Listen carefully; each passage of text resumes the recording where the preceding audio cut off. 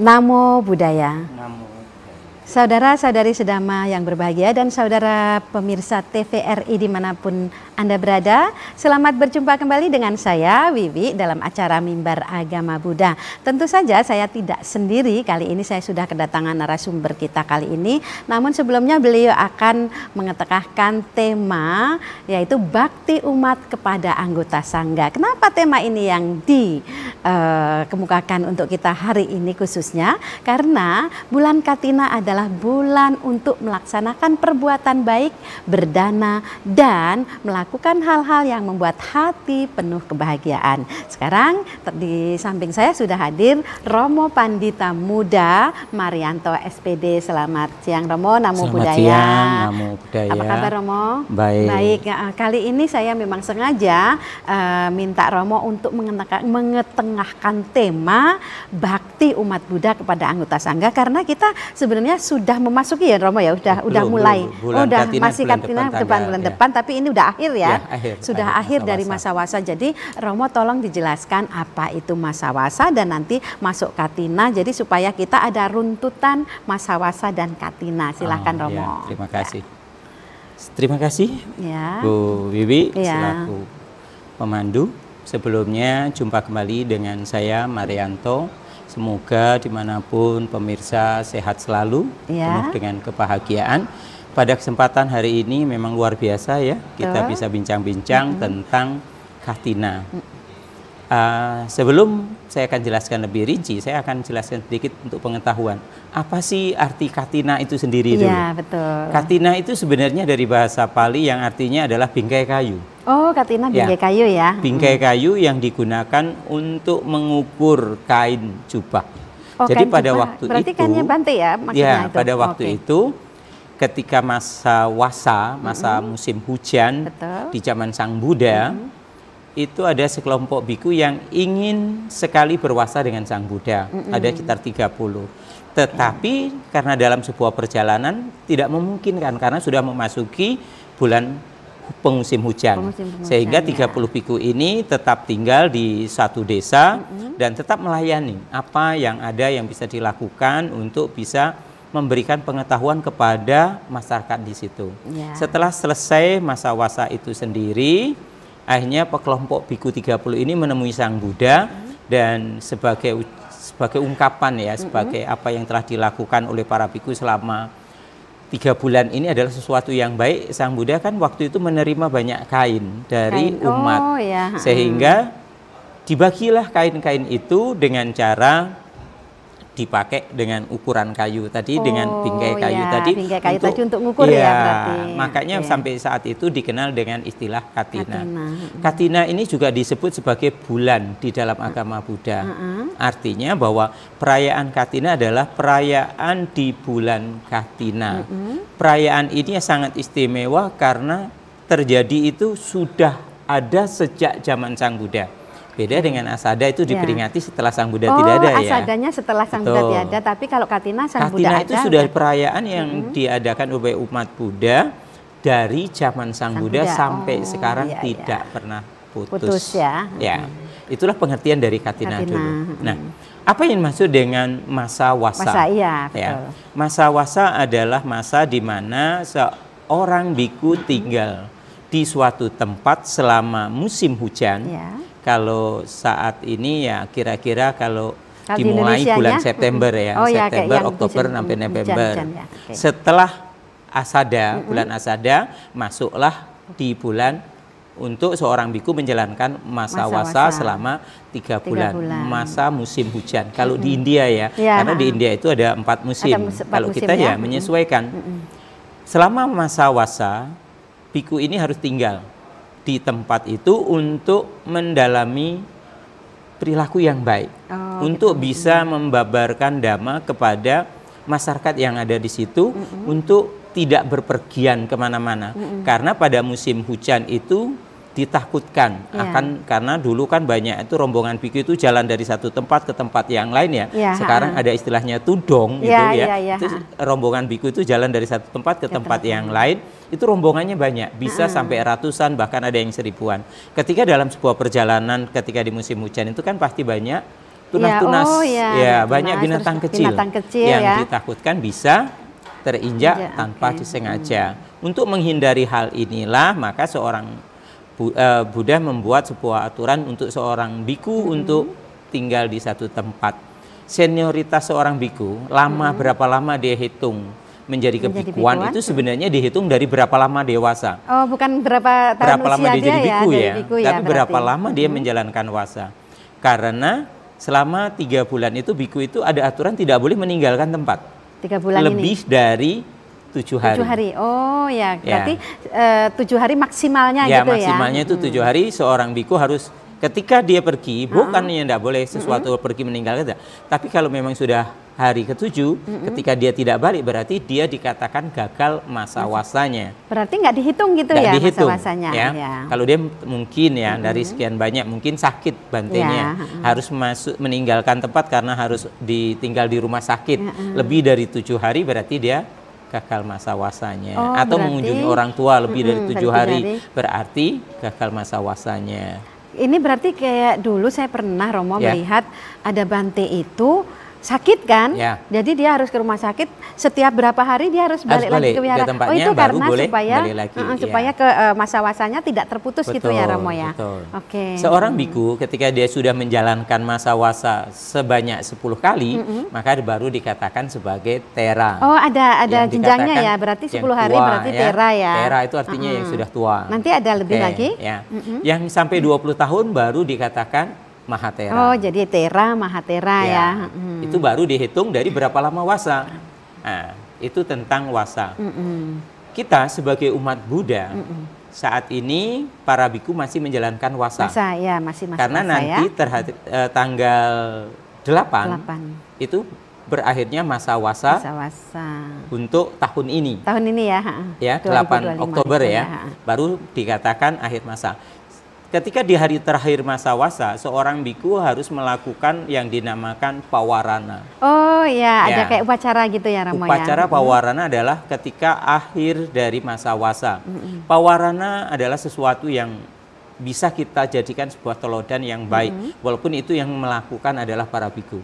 Karena di dalam malam pawarana itu sendiri, biku senior maupun junior saling memberikan maaf, saling introspeksi selama 3 bulan, selama kumpul. Kalau memang ada sebuah kesalahan di malam itu, dia melakukan memaafkan, harus bisa introspeksi dari diri sendiri. Ya, memang kalau kita mungkin umat Muslim ya, itu ketika di Idul Fitri juga ada. Sebenarnya di Buddhis juga ada tradisi saling memaafkan itu ya. Karena selama 3 bulan namanya kita berkumpul, itu pasti ada sesuatu hal, mungkin perilaku yang ucapannya yang salah, pikiran buruk mungkin muncul, atau perilaku yang kurang baik di antara satu sama yang lain, bisa memberikan sebuah introspeksi pada diri untuk bisa saling memaafkan. Di samping itu kan sebenarnya ya Romo ya, ketiga bulan tadi kan Romo udah jelaskan walaupun dikit ya, mereka kan belajar lagi agama Buddha gitu ya, berlatih lagi, walaupun begitu kan namanya orang berkumpul bisa aja ada saling gitu ya Romo ya. Ya namanya kita di dalam contoh sederhananya di keluarga aja, ada anak, ada suami, ada istri, mungkin ada orang tua. Dalam sebuah kehidupan proses yang namanya mungkin karena ketidaktahuan, mungkin karena keserakahan atau ketidaksukaan, itu pasti ada sesuatu hal riak-riak seperti itu. Disitulah seorang biku harus bisa introspeksi. Ini yang harus kita bisa contoh, bisa kita jadikan teladan. Seorang biku selama masa wasa tinggal di satu tempat, itu kan disokong oleh umat. Ya, kita harus bisa menyokong baik dari makanan, itu kita sokong dengan penuh sehingga biku bermanfaat ketika dia menerima dana umat, dia akan bisa mendapat bantuan ini, bisa melatih dirinya untuk menjadi lebih baik lagi. Ya, Romo nanti biku berarti harus lebih baik lagi karena sudah disokong oleh umat. Sebentar Romo ya. Pemirsa jangan kemana-mana, kami akan kembali lagi setelah jeda yang berikut ini.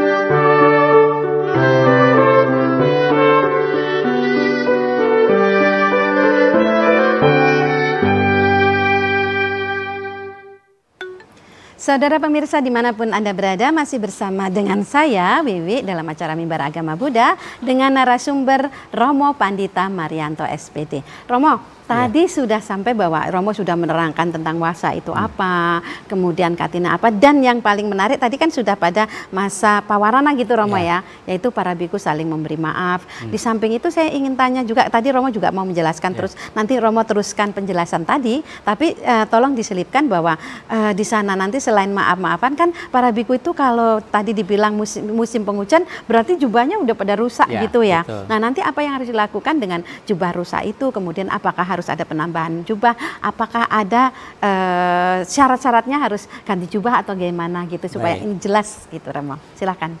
Sebuah wihara boleh mengadakan perayaan katina sebenarnya adalah ketika ada biku yang wasa. Ketika ada biku wasa itu sendiri bisa 1, bisa 2, bisa 3 atau seterusnya. Oh, yang penting ada biku yang wasa ya Romo ya.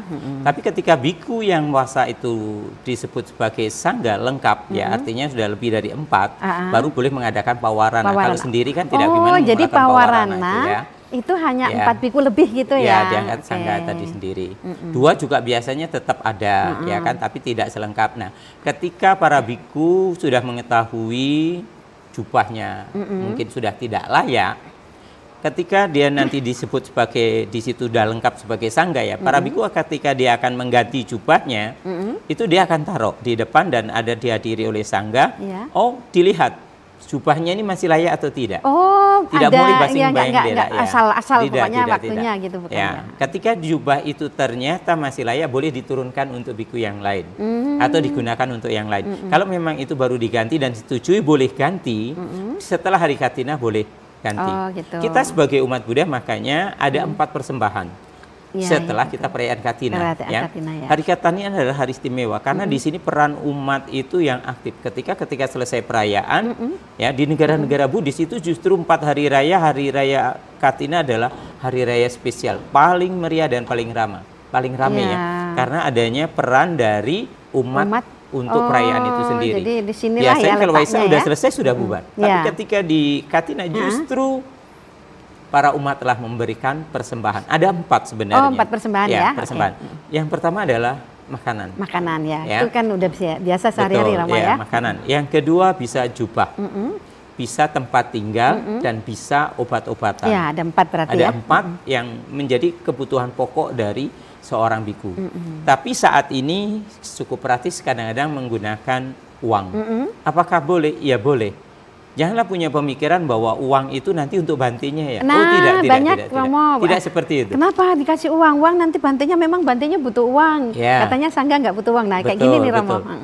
Apa yang dilakukan untuk apa yang sudah didapat dalam perayaan katina itu sendiri, dana yang diberikan itu adalah untuk kemajuan sangga. Dengan adanya uang itu sendiri, uang itu digunakan untuk menyekolahkan para biku. Supaya para bikunya juga pinter. Sekarang harus ya. Untuk kehidupan para sangga. Siapa tahu nanti ada para biku yang sakit. Uang itu dipakai. Atau pokoknya untuk perkembangan. Kadang-kadang ya para biku mungkin dapat undangan kemana-kemana kan tidak mungkin harus membebani umat membebani umat. Apalagi kalau di desa ya Romo ya. Betul. Yang sangat terpencil. Itulah uang yang digunakan. Sesungguhnya umat ketika melakukan persembahan kepada sangga, sesungguhnya kita telah ikut serta melestarikan Buddha Dhamma. Kenapa berkatakan gitu? Demikian? Karena dengan bantuan dari umat itu sendiri, sangga bisa berlangsung. Sangga adalah sebagai pelindung dan pembabar Dhamma. Kalau tidak ada sangga lagi, otomatis Buddha Dhamma bisa akan habis. Tanpa kita sadari, dengan menyokong kehidupan sangga, sesungguhnya telah menyokong kelangsungan Buddha Dhamma bertahan di dunia ini sendiri. Jadi ini yang tepatnya di sini ya Romo ya. Tepatnya umat-umat itu berbakti kepada anggota sangga di sini ya Romo ya. Ya, betul. Sangga adalah sebagai ladang yang paling subur untuk melakukan kebajikan. Karena dengan berdana kepada sangga, mereka yang telah melaksanakan kehidupan suci, sangga di sini pemberdananya bukan sangga samuti ya. Sangga itu ada 2. Oh ya, Romo terangkan dulu ada 2 sangga itu. Ada samuti sangga dan ada arya sangga. Samuti artinya Romo? Samuti sangga adalah kelompok para biku yang menjalani kehidupan sebagai pabajita tapi belum mencapai tingkat kesucian. Oh, sedangkan Arya Sangga adalah kelompok pabajita atau kelompok para biku yang sudah mencapai tingkat kesucian. Oh, bedanya di situ ya. Ketika kita memberikan dana katina itu sendiri di Katina Puja di setiap wihara, ketika itu sangga lengkap ya, berarti kita mempersembahkan pada sangga. Bukan hanya ada satu. Kalau ada satu itu jadi nanti timbul pemikiran saya hanya dananya ke Bante itu. Oh tidak. Satu orang biku gitu ya. Tapi ketika sangga sudah lengkap, makanya ada wihara-wihara tertentu terhitung nanti kayak Jayamanggala itu tanggal 12 ada 8 biku yang datang untuk melaksanakan katina itu sendiri. Kalau ada 8 kita bukan berdananya kepada pribadi ya. Tapi kita menyebutnya adalah berdana kepada sangga. Yang hadir di situ adalah perwakilan dari Arya Sangga dan Samuti Sangga. Jadi sudah include 2 sangga tadi ya Romo. Janganlah kita lihat, kadang-kadang kita sebagai manusia kadang-kadang suka pilih-pilih ya. Aku mau bantenya yang udah tua. Yang siapa diyakini gitu ya. Katanya kalau yang udah tua ini sudah lama ini pasti ini. Akhirnya apa? Berebut untuk yang ketua. Oh, sesungguhnya ketika di katina seperti itu tidak itu berlaku karena kita berdananya adalah kepada sangga. Apakah itu mungkin masih samanera, ada yang sudah tua, kita sama memberikannya. Karena di mindsetnya pokoknya di pikirannya sudah ini untuk sangga gitu. Betul. Ya Romo ya. Dan apa yang harus dilakukan?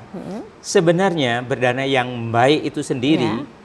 Kalau saya sebagai juga guru, sebagai seorang pendeta muda, saya mengajarkan kepada anak-anak. Mulai masa wasa, anak-anak saya suruh buat sebuah celengan. Oh ya, celengan nanti itu ya. Nanti ketika waktu perayaan katina silahkan dibuka dan didanakan. Tidak usah dihitung, langsung didanakan. Supaya apa? Semakin lama anak-anak ini memberikan atau mempunyai motivasi, tentu karma baiknya akan semakin baik. Di samping itu juga nggak membebani orang tua ya. Betul. Karena sudah sedikit demi sedikit karena saya juga tanamkan, sering sekali saya tanamkan kepada anak-anak. Berdana itu adalah dari hasil yang baik. Anak-anak mengurangi uang jajan. Yang mungkin hari itu dia hanya bisa 500 atau 1000 dari sisa uang jajan. Ini uang kalian, bukan uang orang tua. Memang betul orang tua yang kasih. Tapi inilah kalian bisa mampu memberikan. Menyisihkan belajar ya, Romo, ya? Untuk mengkikis kemelekatan. Belajar untuk melepas. Itu sendiri adalah tujuan dari berdana di bulan katina. Soal pahala itu nanti orang bilang pahala ya. Manfaat dari berdana itu sendiri kita sebenarnya seperti ini. Kita tanam pohon kelapa tidak perlu kita harus berdoa semoga besok buah kelapa. Tapi dengan dipupuk dengan baik, otomatis kelapa itu akan berbuah dengan baik. Iya. Jadi berdana juga demikian. Tapi Romo kan tadi ngomongnya ada doa gitu ya. Jadi saya berpikir banyak, bukan hanya sedikit Romo, banyak umat Buddha juga berpikir, wah nanti kalau aku berdana berarti aku harus mendapatkan ini atau doa seperti ini supaya dapat ini. Sebenarnya dengan kalau Romo mengatakan tanpa berdoa pun, kalau kita nanam pohon kelapa sudah dirawat dengan baik, dipupuk berarti nanti buahnya baik. Nah sekarang niat yang baik dari umat itu kira-kira apa sih manfaatnya yang bisa dipetik umat? Jadi umat itu bisa berdana itu dan tanpa berdoa pun saya sudah akan mendapatkan ini manfaatnya. Kira-kira manfaatnya seperti apa? Berdana itu kriterianya ada, sebelum berdana kita ada 3 dulu niat kita itu. Oh, sebelum dana ya ini. Kita sudah mengetahui ini masa wasa ya. Mudah-mudahan dimanapun wihara yang adakan katina, umat Buddha tetap harus antusias untuk datang, kan berarti kita sudah tahu nih. Makanya kita buat ambil topik ini supaya niatnya jauh-jauh hari sudah muncul. Saat berdana, ketika memberikan kepada biku atau kepada sangga, jangan lihat tua muda, tapi niat kita adalah memberi, belajar melepas. Setelah memberi, ya pikiran kita harus happy, harus senang. Senang ya. Boleh ada timbul kan kadang-kadang kenapa nanti uangku berkurang, ini berkurang, kita harus melepas dengan ketulusan, keikhlasan. Semoga dana ini bermanfaat untuk perkembangan Buddha Dhamma. Ketika kita memiliki 3 hal ini, hasil yang kita berikan juga adalah sesuatu yang dari yang baik, bukan dari hasil mencuri atau menipu atau melakukan sesuatu hal yang kita berikan, karena ini juga akan mempengaruhi kualitas kita berdana Yang penting pokok ini dulu 3 ini tadi, benar-benar harus kita perhatikan itu tadi, Banyak orang spontan, besok katina, aku ikut dong, titip dong. Nggak boleh seperti itu seharusnya. Oh iya, banyak yang titip. Nggak boleh seperti itu. Kalau bisa, kenapa? Kalau kita titip, hilang kesempatan kita untuk memberikan saat berdana. Secara langsung gitu secara ya, Romo. langsung. Itu akan manfaatnya beda sekali. Ya, makanya ya kita yang merayakan Katina itu berdana itu tidak hanya sebagai umat Buddha. Simpatisan Buddhis itu sudah mulai banyak. Ketika para biku biasanya ada acara kegiatan Katina itu ada pindah patah. Dimulai dari pindah patah ya. Ada pindah patah, ada Romo sedikit diterangkan dikit pindah patah itu apa supaya mereka juga. Pindah patah sebenarnya adalah mengumpulkan dana makan. Ya. Ketika biku jalan ke tempat satu ke tempat yang lain, mungkin dari sekian banyak ada simpatisan Buddhis ya, dia agamanya lain, dia keyakinannya lain ya kan. Tapi dia juga ikut memberi karena dia melihat bahwa ini adalah kesempatan yang baik untuk melakukan perbuatan baik. Ya boleh. Bukannya tidak boleh. Karena di dalam hal berbuat baik tidak ada batasan-batasan hal seperti itu. Baik, itu berarti kan sebelum Katina mulai pindah patah, setelah itu biasanya apalagi Romo untuk rangkaian Katina sehingga nanti pas ada dana Katina. Jadi ada rangkaian-rangkaian seperti itu ya. Setelah pindah patah biasanya apa yang dilakukan oleh umat atau para bante itu? Ya. Setelah dia pindah patah dikumpulkan ini untuk pengetahuan kita semua bahwa dana yang didapat itu kan tidak mungkin habis bantenya. Betul, karena banyak yang ngasih ya. Banyak yang kasih. Dana-dana itu sendiri yang biasanya yang dilakukan di wihara adalah sisa dana itu kita akan bagikan lagi ke panti, ke tempat-tempat yang membutuhkan. Karena bantinya hanya 8, mungkin hanya berapa hari dia harus pindah tempat, barang itu banyak. Ya, harus barang itu akan bermanfaat kalau dimanfaatkan barangnya. Berarti berdana makan kepada banti. Mungkin bantinya tidak sempat makan karena waktunya sudah habis ya kan jam 12 ya, betul. Akhirnya dana itu dibuang, berarti dia tidak bisa menghasilkan manfaat. Karena apa? Dana yang diberikan tidak dimanfaatkan. Karmanya enggak terus menerus gitu ya. Nilai dari barang yang diberikan itu tidak ada manfaatnya. Tapi ketika diberikan kepada orang lain dan bisa dimanfaatkan, tentu dana itu akan bermanfaat. Jadi udah banyak sekali manfaatnya. Ini Romo sebagai terakhir sekalian closing Romo ya. Apa yang harus kita berikan kepada umat supaya umat itu benar-benar bisa memanfaatkan Katina ini dengan baik, karena umat Buddha saat inilah saat yang tepat untuk berbakti kepada anggota sangga. Sekalian closing Romo. Baik. Terima kasih. Dengan memberi kepada anggota sangga, yang pertama adalah kita bisa menyokong kelangsungan Buddha Dhamma. Dengan memberi, sesungguhnya telah melatih diri kita untuk belajar melepas kemelekatan. Karena kita begitu kuat kadang-kadang dengan apa yang kita miliki. Ya, semuanya kayaknya punyaku, milikku gitu betul. ya. Dengan berdana kita bisa menanamkan kepedulian kita kepada sekeliling kita.